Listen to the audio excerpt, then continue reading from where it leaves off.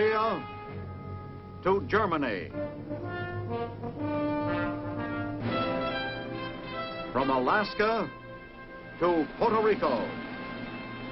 All over the world, the United States Army is on the alert to defend our country, you, the American people, against aggression. This is the big picture. An official television report to the nation from the United States Army. Now, to show you part of the big picture, here is Sergeant Stuart Queen. In Korea, the aggressor's challenge was met and turned back by the united forces of the world's free nations.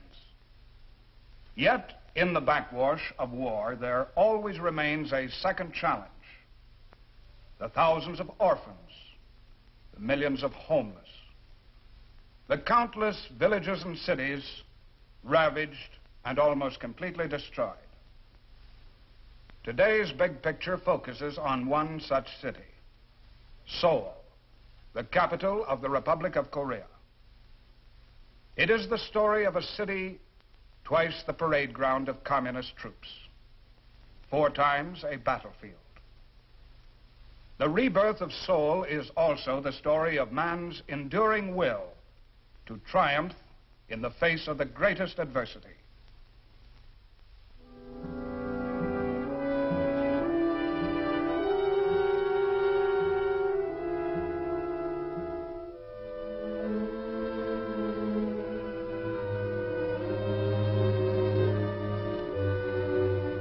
In the past 2 decades, the face of disaster, reflecting tragedy and despair, has become a familiar portrait in every quarter of the world. With but brief pause, war's grief has touched and scarred the people of every continent. No longer is the soldier the sole victim of battle. A nation's cities and towns are now prime targets. The casualties, civilians.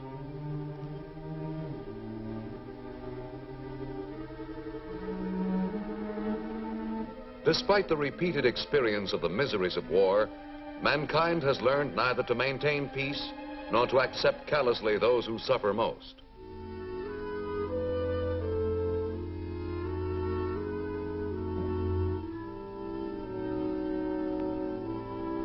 During the lifespan of the present generation, a new list of ravaged cities has been formed to compare with those of ancient history.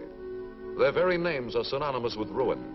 Warsaw, Manila, London, Hiroshima, Berlin, and today, still another, 4 times crushed in less than 2 years, a city which refuses to die. Seoul, the Korean capital since the 14th century, the capital of South Korea since 1948, lies in a hill-surrounded valley. One of the most modern cities in the Orient, Seoul in the summer of 1950 enjoys a democratic form of government and an orderly existence. However, above Seoul, troops of the puppet North Korean government installed by the USSR are poised on the border. For some days, the communist radio has been urging the unification of all Korea.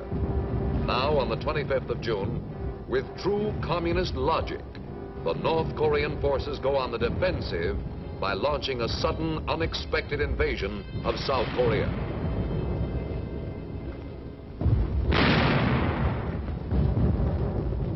Seoul's 1.5 million citizens are caught unprepared, but they are not ignorant of what they may expect. Half a world away at Lake Success, New York, the United States immediately requests an emergency meeting of the United Nations Security Council. When the aggressors fail to heed the Council's appeal, the United States announces that air and sea forces are being ordered to assist South Korea. Then, by a vote of 7 to 1, the Security Council votes to supply the besieged Republic of Korea with whatever armed might is needed to turn back the attack.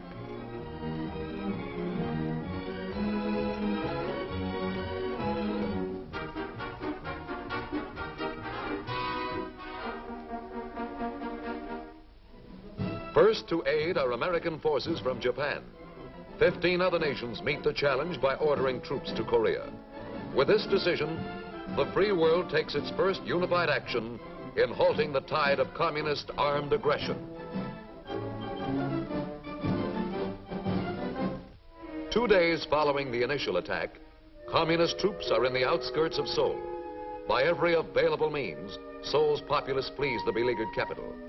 Carrying whatever possessions they can salvage, the civilians travel every road and path. Thus begins the weeks-long march of women, old men and children, as they are forced south behind the retreating South Korean and small American forces. For them, safety lies only in caves or behind the Allied defense line drawn below the Naktung River.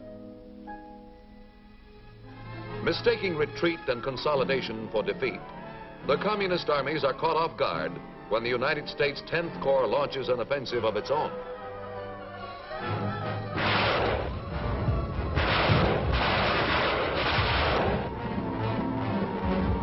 At Incheon, Seoul's seaport, an amphibious landing is made, cutting behind the North Korean troops battling to break through at Busan.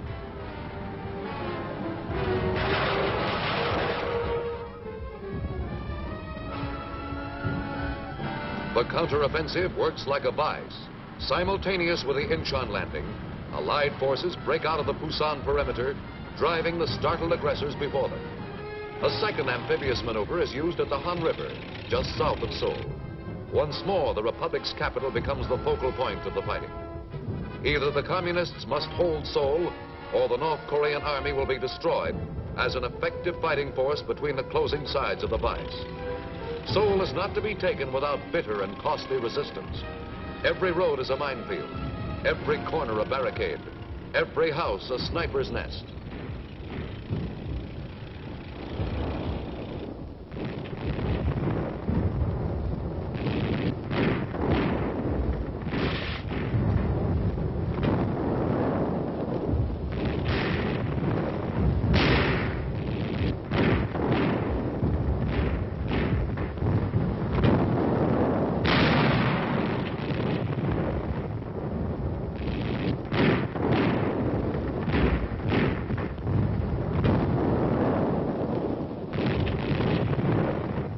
Less than 11 days after the start of the counteroffensive, Seoul is restored to its rightful inhabitants.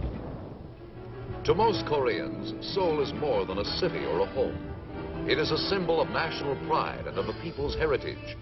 Even before the sound of fighting dies, the first refugees reappear.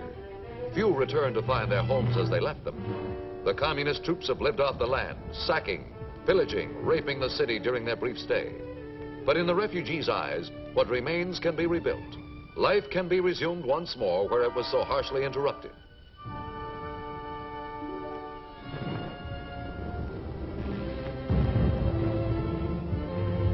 For the communist leaders who gambled when the odds were seemingly overwhelming in their favor, the reversal achieved by the United Nations Command is intolerable. A second fairy tale is devised. An army composed of so-called Chinese People's Volunteers, armed with weapons of Soviet manufacture, is rolled south to salvage victory from the ashes of defeat.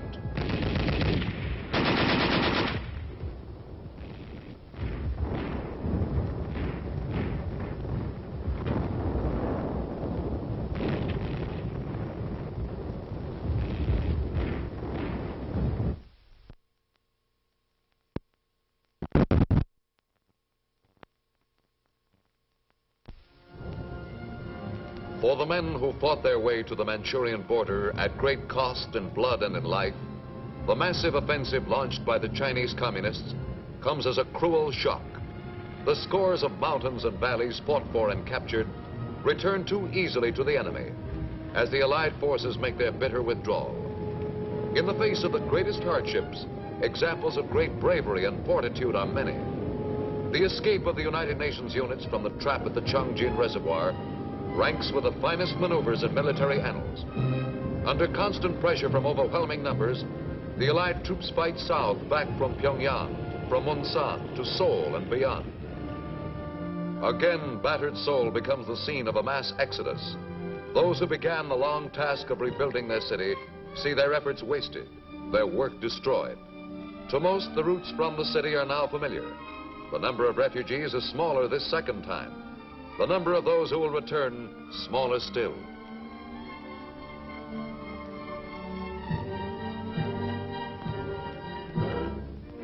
Into Seoul march the Chinese conquerors, supervised by their Russian comrades. news of Seoul's fall is greeted proudly throughout the communist world. A new type of barbarism awaits the American servicemen captured during the Red Offensive. Months of imprisonment accompanied by subtle brainwashing and crude torture lie ahead.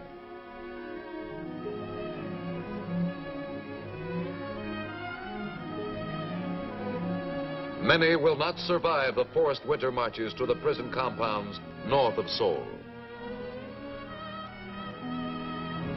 By breaking contact with the enemy and rapidly withdrawing to the south, the UN command forces the communists to extend their supply lines more than 300 miles.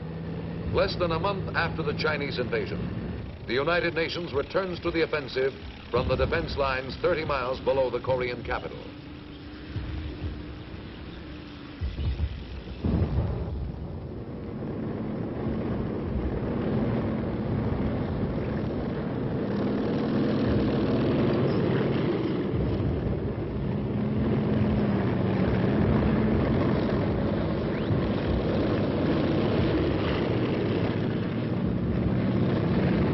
Although the communists have twice gained the advantage through sneak attacks, time and world opinion are on the side of the United Nations command. From the free world, a steady stream of arms and men has poured into South Korea. The new UN drive is power-packed.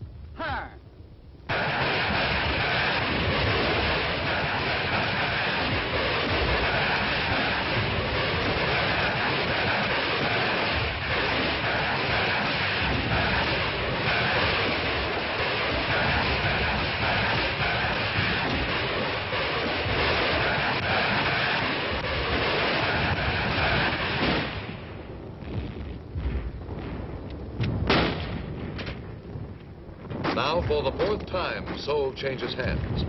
Even before the city is liberated, plans have been made for rehabilitating the stricken capital and its population.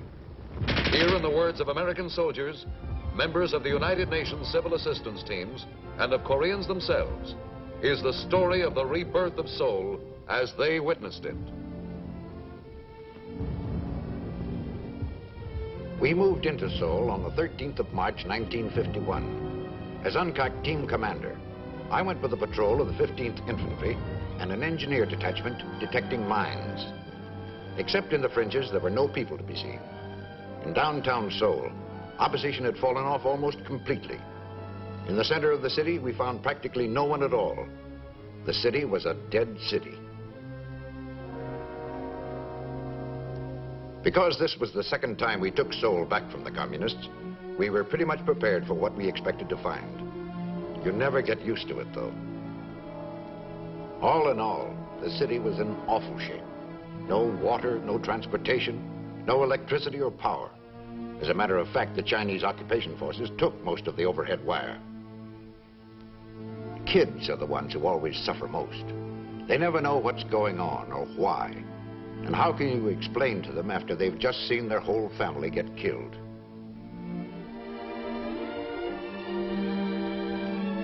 Seoul was in very bad shape as far as food was concerned. There just wasn't any.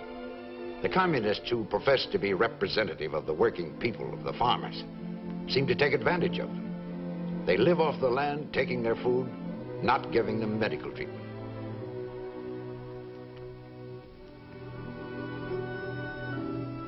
Everyone came back as soon as they could, a lot of them right out of caves. So our first job was to get water for civilians and our troops. During the occupation by the Chinese, there were many fires in the city which could not be controlled. This caused a great deal of damage to the city. In order to get water into the hydrants, we had to get the waterworks going. In addition to that, the sanitary needs of Seoul has to be met. It looked like it will take 6 months to get water back into the city, but this estimate was far wrong. With much hard work and cooperation between the American Army, the Korean government, and UNCAC, within 30 days we were able to produce enough water to be used by all the units within the city. And shortly thereafter, we were able to restore 50% of the water supplies to Seoul.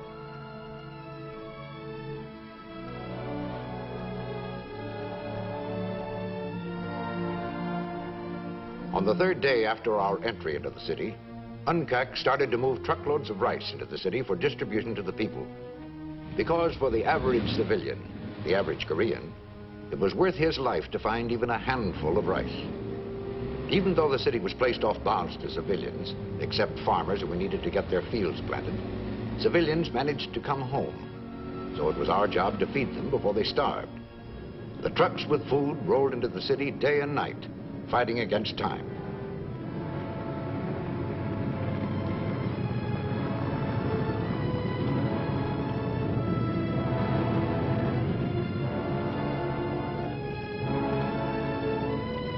For an American like me, who's used to eating pretty well, it takes a little time to understand that these people can survive on just a few handfuls of rice a day. But that's all it is, survival. We couldn't make up for a couple of years of war overnight for these people, but we made a good start. Rice was just the beginning of a long term of relief distribution. We followed up as fast as possible with milk and clothing and other food. The Korean farmer we came across is the backbone of Korea. Despite the devastation, the number of moves he had to make with his family, which he had to or be killed, the farmers were back in their fields even before the fighting was over. These farmers are doing a lot to help relieve the burden of feeding the people who live in the city.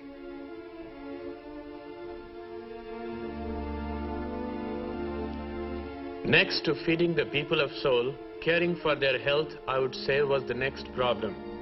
Those who were well, we first dusted with DDT. Then all must be inoculated. This was important to stop disease from possibly spreading.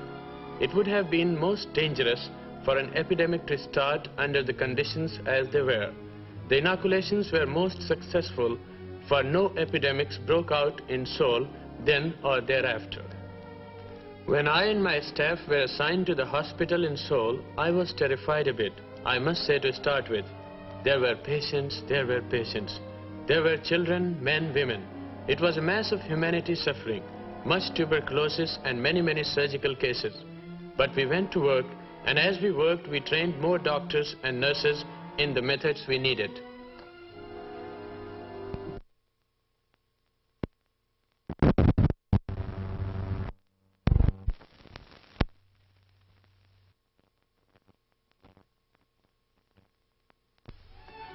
Mostly the dangerous cases were burned cases from napalm bombs and all sorts of other bombs and gunshot cases. Now the bomb cases were the first problem, and medical supplies, most especially plasma. Well, we received the supplies and the plasma and the other things urgently needed. I and my staff and all the doctors and nurses in the city worked morning to night, and I can say now I'm very happy and proud too of the success we had in saving so many lives. To keep Seoul itself alive meant reopening the highways, rebuilding the bridges. No field army in history undertook a bigger civil assistance mission than the United States 8th Army. Our policy is to help the Koreans to help themselves. First of all, to get heavy equipment into the city, we had to put the railroads back to work. Trolley transportation got a high priority. The Chinese used the tracks to place mines alongside of, so that the detectors, the mine detectors, could not pick up the mines. In some cases, these mines exploded, and in other cases, tracks were hit by fragments of shell fire. So a great deal of track had to be replaced. So now we've replaced just about all the existing trolley lines. Like any large city, Seoul has its downtown business center, its industrial and residential sections. The trolleys are a big help in bringing workers from their homes to the dozens and dozens of construction jobs and factories that are being rebuilt. Things aren't yet back to normal, of course, but they're well underway.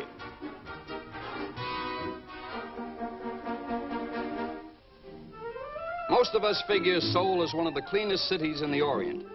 It's certainly the cleanest in Korea. Right from the start, the people started to work, rebuilding their homes and hospitals and other buildings with the same kind of determination they showed in wanting to get back to their homes in the first place. Even without modern construction equipment, they set to, and new buildings started to mushroom up almost overnight.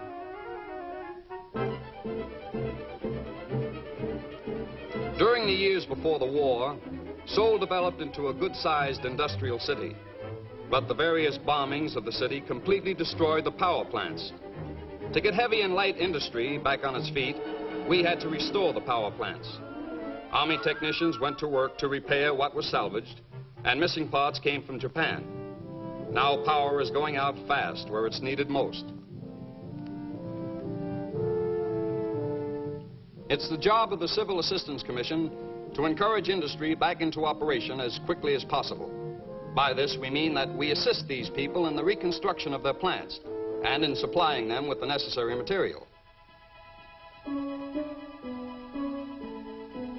That is, the crude material which can be used for manufacturing purposes. Raw materials are the #1 priority in the problem of production. In this particular factory, about half the cotton comes from the United States, the other half from Korean sources. As well as turning out needed products, rehabilitating Seoul's industry means more jobs for the city's population. With our colleges and universities, Seoul is the educational capital of Korea. As a people, we Koreans put high value on education. Rebuilding and expanding the school system is one of our chief aims. Where we found no school buildings for the classes, where the schools were burned or bombed, we held outdoor classes so as not to interrupt the education any more than is necessary. In the Republic of Korea, it is the policy that everyone goes to school. By law, every child over 6 is entitled to full primary schooling. But we can now take only 3/4 of these children. Poverty prevents some parents from sending their children. In other places, there are no schools. But we are educating more children every day. Some children, the orphans, are less fortunate. These children are found sometimes in the streets, other times at people's doors who have no children. We have over 200 children at this orphanage alone. The poor little things have been many days without food or bathing. Some die on our hands. Other times we get them through all right, and it gives us great joy to see them happy again. Earlier, it was very difficult for us to nourish these children. But now, with the help of the American officers and men and the CAC organization, we have much pleasure of giving the children anything they want. We have only to ask for it, and we get it. If we need anything at all, we have only to ask, and the children get all the vitamins and anything that they need.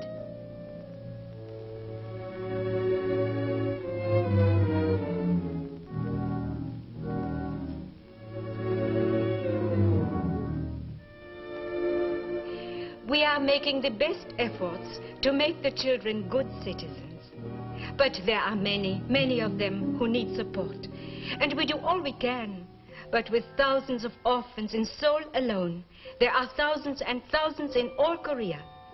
With God's help, we will help them to be happy children, and one day, good citizens.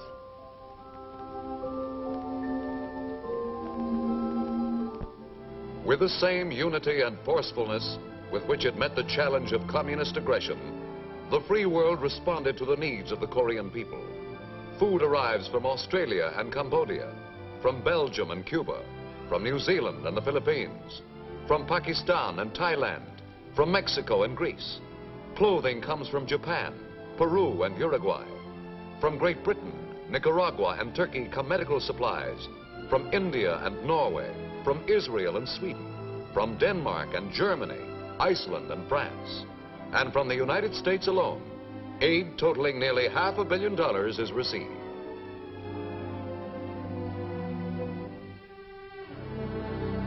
The list of public and private organizations, churches and veterans groups, private citizens and charities, which have come to the aid of these victims of war is equally long. To have done less, to have failed the Korean people in this their second hour of need, would have been to allow defeat by neglect, where defeat by aggression was so determinedly denied.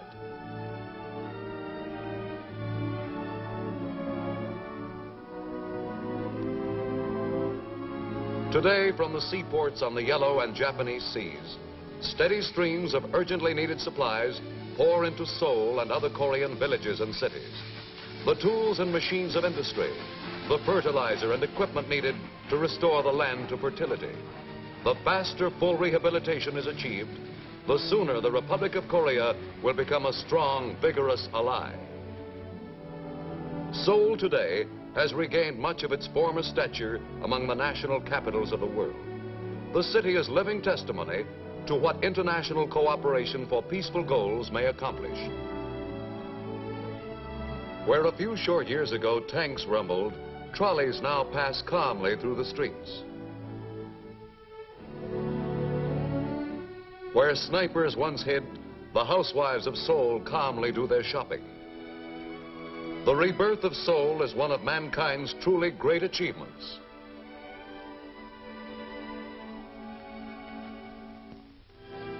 Yet the task of reviving Korea completely, or even of Seoul alone, is still far short of completion. More than 1 million homeless people remain. Nearly 100,000 orphans must be cared for. A livable future must be provided for them.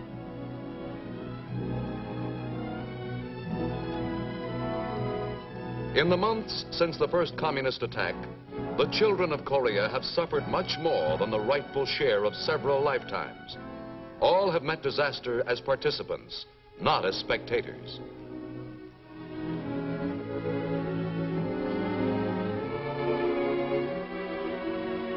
Yet their faith has conquered despair. Their hope for their land's future remains strong, if only to guarantee that their prayers for a life untroubled by sudden death and famine and war be granted. The free world's efforts in Korea will stand forever as noble ones.